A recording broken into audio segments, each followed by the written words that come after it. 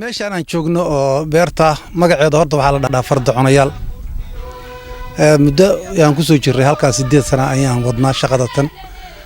hadba heer bay taagnayd maalinba meel baan soo gaarsiinaynay hadba ninku intuu tabartiisu hasoo dhaqdhaqaajinayay sideedana beer waxa weeyaan ninka baniya umba hal mar xoogeeda qab inta ka siiyo oo diyaariya dhulkeeda uu ka bacdi wuxuu sameeyaa miraheeda hal mar goosta laakiin dadka reer tabareedka maalinba meel bay soo istaajiyaan mar bay meel la soo gaartaa hadda muddada fara badan aan ku soo jiray oo aan wadnay hadda halkaan ay maraysaa waxaan waasisin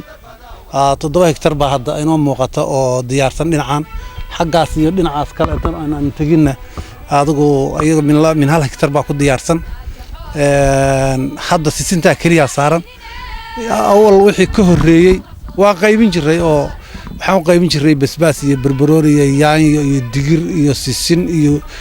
misaga iyo lows yaa ka soo go'i jiray aad uga soo go'i jiray magaalada Gaalkacyo dhanaan la geyn jiray waxa keenay marka inaan wada sisin ka dhigo biyihii qudrawaadkaas aan ku waraabin jiray yaa dhumay anana waxaan ku noolahay bahalkii muxuu ahaa roobka markii roobku yimaado biyahan qabanaa biyahaas aanu dhulka aanu siinaa biyaha beerta waxaan qabaa hadda aniga inta tan haddii bilmeenta ceel biyo la helo ama xirfadda inta la weyneeyo aan ka dhigo loo helo bacda biyaha sanadkii gaarsiisa inaan cover garayn kara qudaarta dhan ay Gaalkacyo u baahan tahay maxaa yeelay waxaan soo bilaabay maamulay 15 anoo jira yaan beerta ka soo bilaabay waxaan sameynay oo kale markaan saan u beeray mishiinkii macsarada shiidayo aan keenay markii waxaan ayada ka soo go'an ku shiidno hadana wixii dhaga dhimanaada koonfur ma kala naado qalaaf iyo beledweyne iyo xamar yaa ka dira Gaalkacyo ka rakabanta iyadoo saafiyaad hor saraysa saacad hor dhiganaysa fay waxaan jeclahay inaan hadda ayada aragno sidaas oo kale hadda halka geedahan waxa saaran shinni waanu qabanay meeshii deganta ayadana waxa weeyaan wax soo saar xoog la weey aad u fiican waxay ka wargaraysaa markay isfiicantay shaqaalaha beertooda oo ku filanta markay dhasho oo la guraayo bismillaahir rahmaanir rahiim waa mahadsan yahay garaad gaas dhunkaal maanta waxaan ku nimid beerahan fardaconayaal inaanu soo kormeerno si wax soo saarka dalka iyo sida dhulka looga faa'iideystay deegaankii hodanka ahaa ee dhul beereedka ahaa looga faa'iideystay inaanu soo aragno hadda sida uu ku warbixiyay waa 7 hektar oo sisina kadibna wuxuu soo diyaariyay oo uu keenay mishiinkii macsarada shiidayay macsaradaas wax badan baa looga faa'iideystay insha Allah warshada waa tagi doonaa magaalka ka soo baxa geela magaalada lagu xanaaneeyo barqamaalka iyo fiidmaalka iyo iyaguna sidoo kale calaf xoolaha ay cunaan buu noqday runtii dhulkeenu waa hodan waa barwaaqa ka buuxda calafnimo u diido cunu waaye mooye ciideenu waa hodan waxaan naga go'an inaanu gobolka mudug ciidiisa ka faa'iideysano oo waxa aanu cunayno aanu isaga kala soo baxno waxa aanu xiranayna gacantayada aan ku samaysano sida dharkayagaas aliindiga ah oo kale inaanu isku filaansho gaarno waxa martino ah oo nala jooga Cabdisaaq Axmed Aadan oo aqoonyahan reer Puntland oo dalka Canada ka yimid isaguna bal inuu arko dalku inuu yahay dal barwaaqo ah oo khayraad ka buuxo sidoo kale waxa nala jooga jaamac orshe oo ganacsade Afrika maal badan galiyay waxaan leenahay jaamac halkaan maalka noo keen maal gasho xoolihii baad arkaysaa beerihii baad arkaysaa barwaaqadii baad arkaysaa canshuurtaan ka qaadanaynaa qaaraankan ka qaadanaynaa sadaqadan ka qaadanaynaa ehelkii iyo dadkii baa ku noolaanaya soo dhawaada arka barwaaqada dhulkeena taala calabnimo u diido cunu waaya mooye ciideenu waa hodan waxaan ku dhiirigelinaynaa dalka in la maal gashado wax soo saarka dalkeena ina ku filan wax walba aynu cunayno isagaynu kala soo baxaynaa waxaynu hadda u tageynaa mooskii iyo cambihii iyo liintii iyo qudaartii wax walba iyaguna sidoo kale u diyaarsan wax walbana waxay ku xiran yihiin sida aynu ula nimaano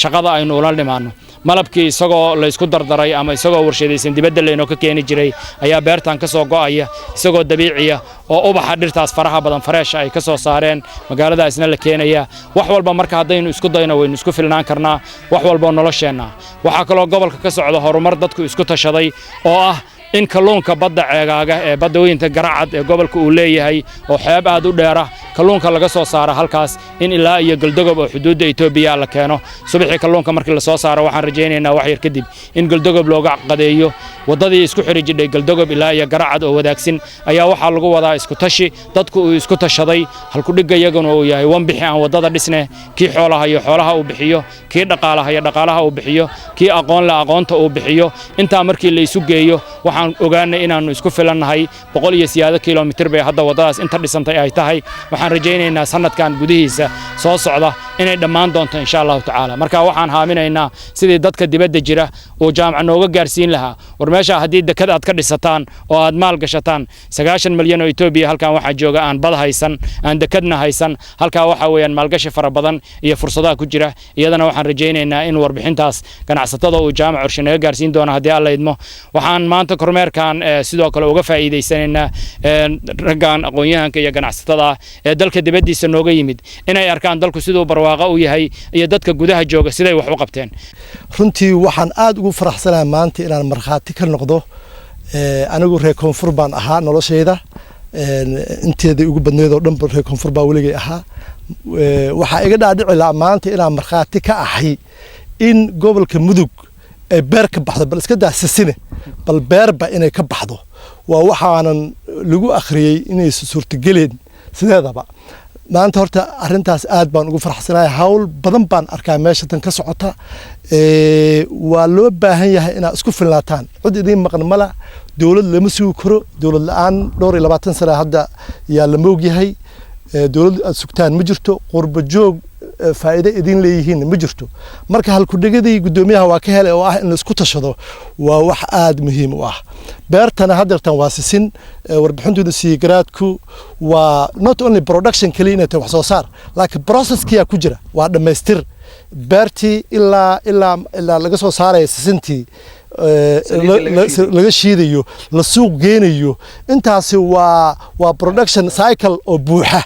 soo ma garan waa wax aad loogu farxo runtii aad baan idin mahadcelinayaa inaad meeshan fursadana siisaan oo aadna tustaan kheyraadkiina iyo hawlaha aad ku jirtaan aad baan idinku mahadcelinayaa baan waxaan ugu faraxsanahay anigu magaalada tan waa joogayo iskuulada iyo ka dhigtay oo hadda magaalo igu cusub maahan laakiin waxa igu cusub waxa weeyaan wax soo saarakan iyo dadaalkan garaad gas dhunkaal uu ka sameeyay runtiina waa wax aan marnaba caadi ahayn ma ahan inuu isagu nacfisado waa sida dadka xoolaha raaco loo qabo in ninka reemiyiga isagu xoolaha leeyahay laakiin xoolaha magaaladu waxay ku degan tahay xoolahaas iyo ninka reemiyiga waxa uu qabtay tanna waxa weeye magaalada waxay u noqon doontaa saldhig la yaqaan waxaan leeyahay dadka iyaga banaanka jira ma aanan qabin sidaan oo kale wax loo qaban karo laakiin dhulakan waa dhul barwaaqada ka muuqata iyo shinnida iyo processkii hadda sidoo Cabdisaaqba u sheegay sisintii in lagu shiido oo refine yani stage ugu dambeeyay la gaarsiiyo oo dadkii isticmaalaan marka waxaan leenahay dhulku dhul ballaaran weeyaan wax badan oo baana ka banaan dadka banaanka jooga oo diasporada ah oo nolosha qaaliga ah ku degani inay inta yimaadaan dhulkan maal gashadaan laba waxyaaloodba waa laga faa'iidayaa mar dalkiiba wax looga qabanaya mar qofkiiba nacfisanaya mar ilaahay xaggiisa ajar geedka shimbirtii daaqda iyo dadkii ka shaqeeya iyo geed xoolihii daaqa intaba ajar bay ka helayaan oo diin ahaan iyo nacfi ahaan iyo wax walba meesha ku jira marka anu waxaan qabaa indhay noo furtay beerta tan khayr allaha siyaadan dhukaal kuwa kalena waa jiraan oo cambe iyo liin iyo wax walba leh 42 kilomitir baan soo soconnay qori baan la ku waardiyeenay dhulku waa nabad gudoomiyihii gobolka waa nala socdo oo aan qori iyo midna waxba wadan marka dhulku baqdinu kama jirto nabadgelyada number 1 nabadgelyadii waa la haystaa marka wixii kalena waxa weeyaan in wax soo saarka xaqooda loo jeesto anu marka waxa weeyaan hadalkaygu dulucdiisa oo aan rabaa inay gaadho waa dadka qurba joogta ah oo dalkii ka baqaya anu 31 sano ka maqanahay dalka banaankiisa jira gaalkacyana waxa ay ugu dambeysay 77 maantana waa 34 sano marka dhulka loo soo noqdo waxa la gashado waxadaan waqti iyo xoolo la gelin waxba ma soo baxayaan dhulka aad joogtiin idinku ma lihidin kana leena